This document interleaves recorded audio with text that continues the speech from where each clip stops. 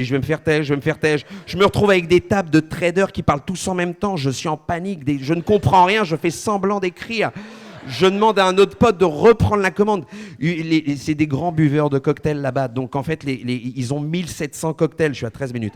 1700 cocktails. Donc j'écrivais tout en phonétique. J'allais voir la bartendrice. Je lui fais What is Bombay Sapphire? Quoi? Bombay Sapphire, Little Lime, straight up. OK. Et je me suis démerdé comme ça. Bref, pour vous dire une chose, c'est que un jour, on se réveille. On se réveille un matin avec Petit John. On vivait dans un appart de clodo.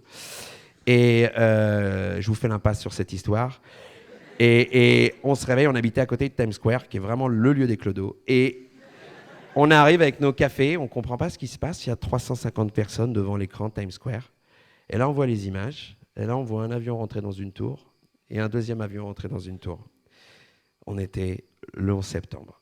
Et on ne se rendait pas compte Enfin, c'était fou, c'était surréaliste. Et on s'est dit, mais comment le monde va continuer à vivre? Et surtout, nous, c'est fini, notre voyage s'arrête là. Et en fait, on ne pouvait pas rentrer en France. On était bloqués dans les aéroports, donc on est resté. Donc on s'est dit, bah, vas-y mec, on va perdre nos tafs, on va perdre tout ça. Et puis après, je dis, mais mec, ça fait combien d'heures que c'est arrivé ce truc-là?